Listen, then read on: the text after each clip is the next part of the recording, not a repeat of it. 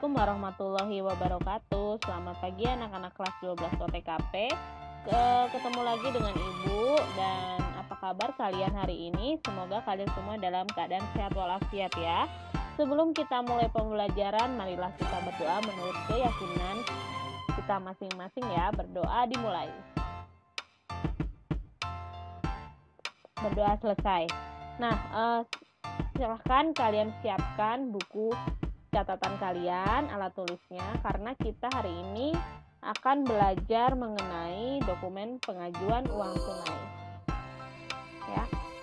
Sebelum masuk ke materi, Ibu akan review sedikit. Kemarin kita belajar tentang dana kas kecil ya. Dana kas kecil adalah uang kas yang disediakan untuk membayar pengeluaran-pengeluaran yang jumlahnya relatif kecil dan tidak ekonomis bila dibayar dengan cek. Selain itu kita juga belajar macam-macam bukti transaksi. Nah, dua materi tadi ya berkaitan dengan materi yang akan kita pelajari hari ini. Materi hari ini adalah mempersiapkan dokumen pengajuan uang tunai. Nah, nantinya kalian akan belajar tentang macam-macam dokumen pengajuan uang tunai dan prosedur pengajuan uang tunai serta pembentukan dana kas kecil. Pengajuan uang tunai atau dana kas kecil adalah sejumlah uang kas atau uang tunai yang disediakan perusahaan untuk membayar pengeluaran-pengeluaran yang jumlahnya relatif kecil dan tidak ekonomis bila dibayar dengan cek. Misalnya pembelian materai, perangko, rekening telepon, rekening listrik, rekening air, dan lain sebagainya. Nah, dokumen apa saja yang harus kita persiapkan untuk mengajukan dana kas kecil? Yang pertama adalah formulir pengajuan uang tunai. Uang tunai yang dimaksud ini adalah untuk dana kas kecil ya. Formulir pengajuan dana kas kecil. Formulir ini digunakan jika uang tunai yang ada dalam kas kecil sudah habis atau saldo yang ada sudah limit ataupun menipis. Formatnya adalah seperti ini. Ya. Formatnya seperti ini. Ada yang namanya dana untuk bagian, ini diisi pengajuan uang untuk unit kerja tertentu.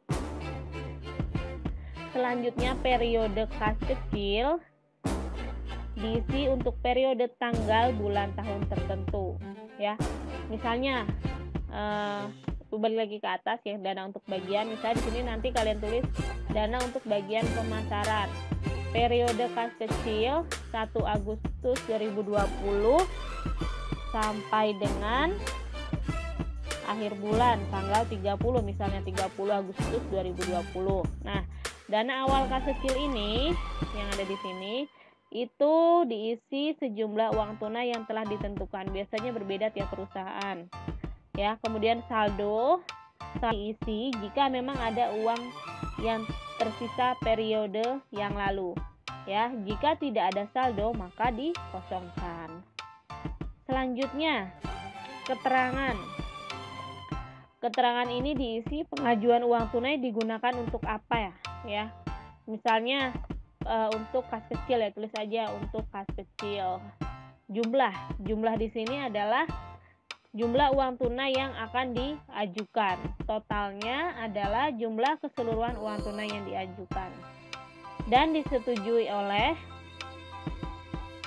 siapa? Petugas di unit kerja yang berwenang mengesahkan atau mengeluarkan pengajuan uang tunai. Dan diterima oleh, nanti diisi oleh petugas administrasi keuangan yang mengajukan pengajuan uang tunai. Tanggalnya adalah tanggal pembuatan form pengajuan dana kas kecil, seperti itu. Dokumen yang kedua, formulir penerimaan uang tunai. Bukti penerimaan ini digunakan sebagai bukti bahwa pengajuan uang tunai yang diajukan telah disetujui dan uang telah diterima, serta sebagai bukti bahwa sejumlah uang tunai yang telah dikeluarkan untuk pengisian kembali kas telah menipis atau limit. Bentuknya seperti ini. bukti penerimaan kas kecil. Nah, dijelaskan ya, telah diterima dari itu diisi dengan dari unit kerja mana uang tunai diterima, biasanya ditulis dari bagian keuangan. Nomor voucher, nih, nomor voucher nanti diisi berdasarkan nomor urut, tanggal, kode transaksi, bulan dalam bentuk Romawi dan tahun. Contoh, 001 garis miring KM garis miring ADM titik KEU garis miring 5 dalam bentuk Romawi garis miring 2020. Tanggal diisi dengan tanggal transaksi, keterangan diisi dengan penggunaan uang tunai, jumlah diisi dengan jumlah uang tunai yang diterima, total diisi dengan jumlah uang tunai yang telah diterima, disetujui oleh, ditandatangani oleh pejabat yang berwenang mengesahkan jumlah uang yang diterima, diserahkan oleh petugas administrasi keuangan yang mengeluarkan sejumlah uang yang telah disetujui dan diterima oleh, ditandatangani oleh unit kerja yang mengajukan pengajuan uang tunai. Biasanya disetujui oleh pimpinan, diserahkan oleh bendahara umum, dan diterima oleh pemegang dana kas kecil, seperti itu. Dan yang ketiga adalah formulir bukti pengeluaran uang tunai, ya.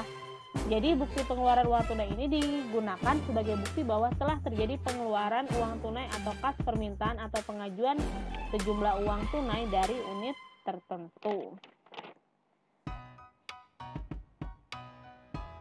Bentuknya seperti ini, hampir sama dengan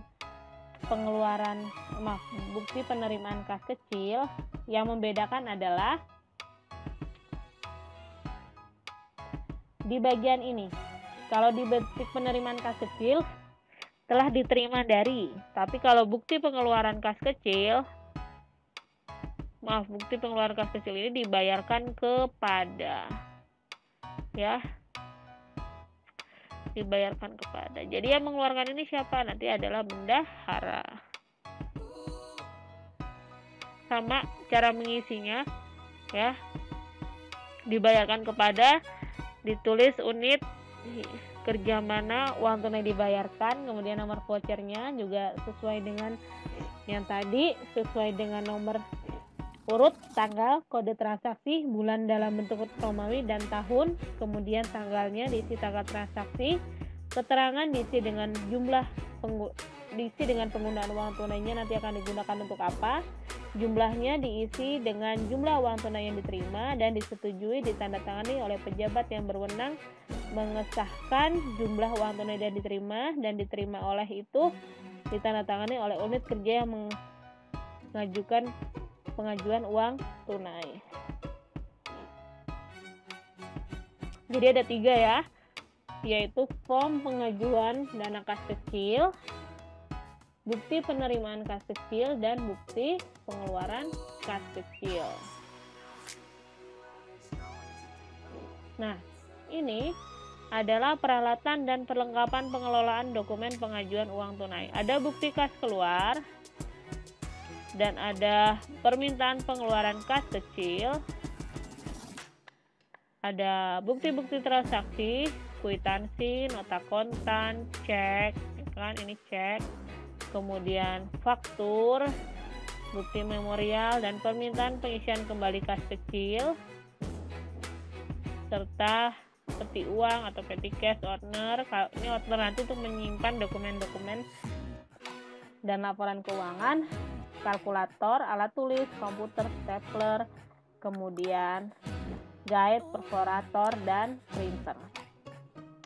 Nah, mungkin kalian bingung nih, yang tadi bukti kas masuk dan bukti kas keluar. Ya, selanjutnya Ibu akan menerangkan mengenai bukti transaksi selain nota, kwitansi, dan lain sebagainya ya. Karena nota, kwitansi, cek itu dari pihak ekstern atau pihak luar. Nah, sekarang bukti transaksi yang dipegang oleh atau yang dikeluarkan oleh pemegang kas kecil. Pada umumnya ada 2 bukti, yaitu bukti kas masuk dan bukti kas keluar. Ya, sesuai dengan namanya, Kalau bukti kas masuk berarti itu digunakan untuk atau ketika pemegang dana kas kecil menerima uang tunai. Sedangkan bukti kas keluar digunakan untuk transaksi-transaksi atau pengeluaran kas kecil. Nantinya bukti kas masuk dan bukti kas keluar ini akan disatukan dengan bukti-bukti transaksi dari pihak ekstern atau pihak luar, ya. Bukti kas masuk seperti ini formatnya, ada nomor, kemudian bukti kas masuk, tulisan bukti kas masuk. Nomor di sini nanti sesuai dengan nomor urut, ya. Kemudian tanggalnya, kode transaksi, bulan dalam bentuk Romawi dan tahun. Nah, misalnya 001 garis miring, karena ini bukti kas masuk, kodenya adalah BKM garis miring 8 dalam bentuk Romawi garis miring 2020, seperti itu. Kolom diterima dari itu diisi oleh pihak yang menyerahkan uang tunai. Misalnya ada uang masuk ketika pembentukan dana kas kecil, maka diterima dari bagian keuangan, ya. Uang sejumlah, nah jumlah uangnya itu berapa ditulis, ya, bukan berupa angka tapi berupa tulisan. Misalnya 2.500, ya, 2.500 rupiah. Kemudian untuk keperluan, misalnya untuk membeli ballpoint, tulis membeli ballpoint. Nah, RP di sini ada kotak, kemudian ada lambang rupiah, ini baru diisi oleh angka. Jakarta, tanggal, maaf ini Jakarta bisa diganti dengan kota lain. Ya, Jakarta, tanggalnya tanggal berapa transaksi tersebut, kemudian disetujui oleh pimpinan, ya, ada tanda tangannya dan juga ada nama perangnya. Di atas ini tanda tangan, di kolom ini tanda tangan, kemudian bawahnya ada namanya dan ada jabatannya, manajer atau pimpinan, seperti itu. Dibayar oleh itu orang yang memberikan uang tersebut. Misalnya tadi kan diterima dari bagian keuangan. Misalnya Ibu Susi, tulis di sini Ibu Susi. Kemudian nanti bawahnya bagian keuangan atau bendahara. Misalnya kayak gini.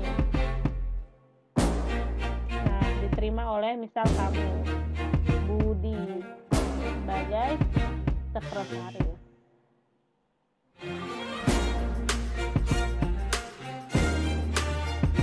Kemudian ini pimpinan, Bapak Budiono. Seperti ini ya, nanti kemudian harus ada tanda tangannya, seperti itu. Nah, bukti kas keluar hampir sama dengan BKM. BKK ini nanti nomornya juga sesuai dengan nomor urut 001, nomor urutnya nanti disesuaikan dengan tanggal juga, garis miring BKK, garis miring bulan dalam angka Romawi, garis miring tahun. Nah, yang membedakan adalah di sini diserahkan kepada uangnya mau dikasih ke siapa, misal kepada supir taksi atau kepada PT apa, ya, sesuai dengan transaksi yang telah terjadi.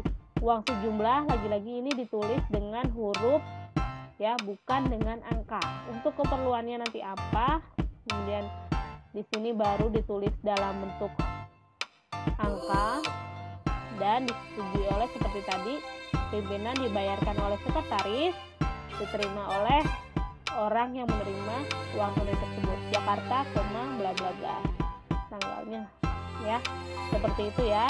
Jadi sudah cukup jelas untuk bukti kas masuk dan bukti kas keluar.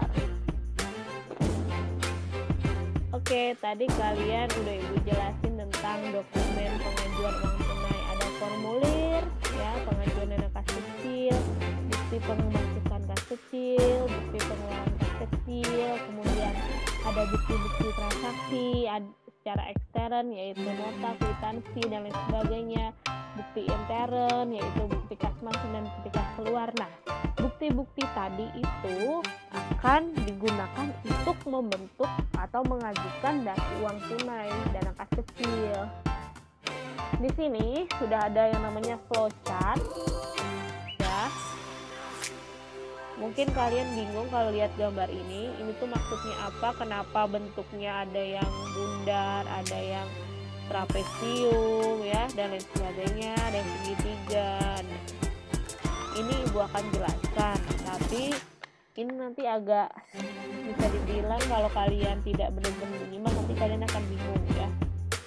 Oleh karena itu jangan sampai kalian skip, jadi kalian harus dengerin nggak tuntut dari awal sampai akhir ya, supaya kalian ngerti gimana alurnya. Sebagai informasi juga bahwa untuk dana kas kecil ini nanti akan digunakan dalam uji kompetensi kejuruan, jadi kalian harus paham betul bagaimana alurnya, cara mengelola dana kas kecil mulai dari pembentukan sampai pengeluaran dana kas kecil dan nanti pembuatan laporan dan pembentukan kembali itu seperti apa. Oke, dilihat di flowchart ini ya, perhatikan pointer Ibu ya. Yang pertama ada bagian utang ya, bagian kasa, pemegang dana kas kecil, dan bagian jurnal ya. Keempat bagian ini yang akan berperan dalam pembentukan dana kas kecil. Di sini ada ada kotak mulai dan juga ada kotak selesai. Jadi nanti dimulai dari bagian utang dan berakhir di bagian penjurnalan. Ya, Ibu akan jelaskan ya. Yang pertama, mulai di sini di bagian utang. Jadi bagian utang akan menerima surat keputusan mengenai pembentukan dana kas kecil dari Direktur Keuangan. Kemudian dia bagian utang ini akan membuat bukti kas keluar sebanyak 3 lembar. 1 BKK ya disingkat, bukti kas keluar 1, 2, 3 dan juga ada surat keputusan. Jadi dokumen yang ada di bagian utang ada 2, BKK dan SK. BKK-nya dibuat 3 lembar. Nah, kemudian bagian utang juga mencatat bukti transaksi, bukti kas keluar dalam register bukti kas keluar. Kemudian dia nantinya akan mendistribusikan ya BKK ini ke unit-unit tertentu. Ya, lihat ya, ini BKK 1, 2, 3 ada nomornya ya. BKK 1, 2, 3 dan SK ada di bagian utang. Kemudian lembar BKK 1 dan 3 akan diserahkan ke bagian kasir dan dilampiri dengan surat keputusan pembentukan dana kas kecil. Di manakah itu bagian kasir? Bagian kasir itu ini kasa. Dokumennya mana? Sebentar. Ya, tadi itu dulu ya. BKK 1, 3 dan SK diberikan ke bagian kasa. Nah, lembar yang kedua, BKK kedua, diserahkan ke bagian kartu persediaan dan kartu biaya untuk disimpan. Sudah? Kan, nah ini selanjutnya. Ini kan ada BKK dan SK, ya kan? Dan kemudian ada lembar 3, BKK 3 dan juga SK. Nah, bagian kasa tadi kan dia menerima BKK lembar 1 dan 3 ya dari bagian hutang. Kemudian setelah menerima BKK 1 dan 3 serta SK, bagian kasa mengisi cek dan memintakan tanda tangan atas cek. Selanjutnya,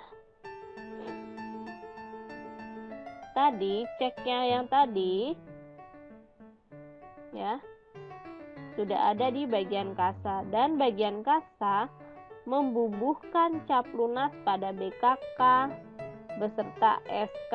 Nah, di sini ada BKK 1, 3 dan SK, dan juga ada cek. Ini BKK-nya sudah ditulis lunas, ya. Nah, kemudian lembar BKK yang pertama diserahkan ke bagian utang beserta SK pembentukan. Balik lagi, ya. Dibalikin lagi ke bagian utang nih, dibalikin lagi nih di sini. Balikin lagi, ya. Dan lembar yang selanjutnya BKK yang ketiga, ya kan? Bersama dengan cek diberikan kepada pemegang dana kas kecil. Di sini. Nah, pemegang dana kas kecil, kan berarti tadi dikasih ke pemegang dana kas kecil, berarti pemegang dana kas kecil menerima cek dan bukti kas keluar dari bagian kasir. Kemudian, setelah menerima cek dan BKK, pemegang dana kas kecil mencairkan uangnya ke bank. Dia berangkat, kemudian dicairkan uangnya. Dan setelah cair, dia menyimpan uang tunai yang diambil dari bank tersebut dalam petty cash box dan menyimpan bukti kas keluar dan diarsipkan menurut tanggal, ya. Nah, bagian jurnal itu ngapain, ya kan? Bagian jurnal adalah menerima BKK 1 dan SK yang tadi sudah dibalikkan oleh bagian kasa ke bagian utang, ya kan? Tadi kan BKK-nya udah dicap lunas, ya kan? Dan mencatat bukti pengeluaran dalam register cek. Dan terakhir dia akan mengarsipkan pengeluaran kas kecil, bukti pengeluaran kas bersama SK dalam map arsip bukti pengeluaran yang sudah dibayar sampai selesai. Seperti itu, ya. Mungkin ada yang bingung ya, register cek itu apa?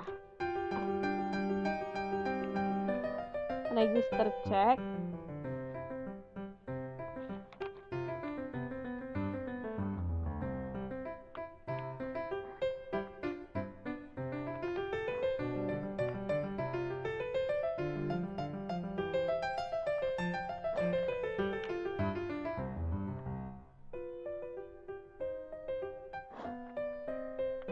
Nah, begitu tadi penjelasan dari Ibu ya. Ibu harap sudah cukup jelas.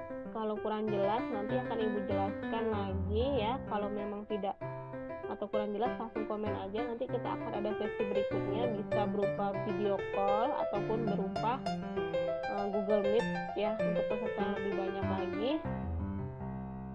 Semoga kalian paham ya yang tentang flowchart ini. Kita lanjut lagi ke dokumen uang tunai ya. Jadi dokumennya tadi kan ada formulir pengajuan kas kecil, bukti pemasukan kas kecil, bukti pengeluaran kas kecil, kemudian ada bukti-bukti transaksi ekstern seperti cek, kwitansi, nota dan lain sebagainya. Ada bukti intern, bukti kas masuk, bukti kas keluar.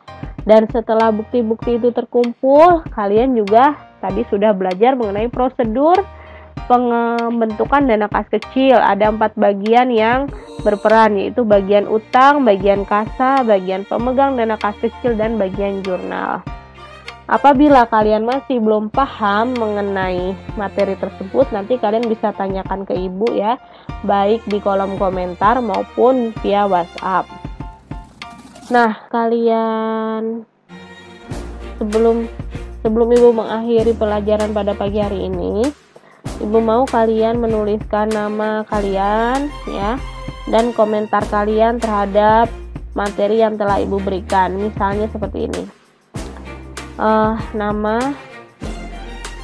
Nama misal Dwi Astuti. Materi yang diberikan Ibu sudah cukup jelas. saya jadi mengetahui tentang bla bla bla bla, atau malah kalian berkomentar seperti ini. Materi yang Ibu berikan belum cukup jelas pada bagian prosedur pengajuan atau pembentukan dana kas kecil. Karena kalian sebutkan alasannya apa. Kalian belum pahamnya di mana ya. Jadi Ibu menyatakan kalian hadir apabila kalian sudah berkomentar ya di materi ini, di video materi ini ya. Dan untuk pertemuan selanjutnya Ibu minta kalian menyiapkan yang pertama nota, yang kedua kwitansi, dan yang ketiga penggaris serta kertas folio. Karena untuk pertemuan besok kita akan masuk ke praktek. Nah, sekian saja pembelajaran pada pagi hari ini. Semoga bermanfaat untuk kalian, dan jangan lupa komentar di kolom komentar di bawah ini ya.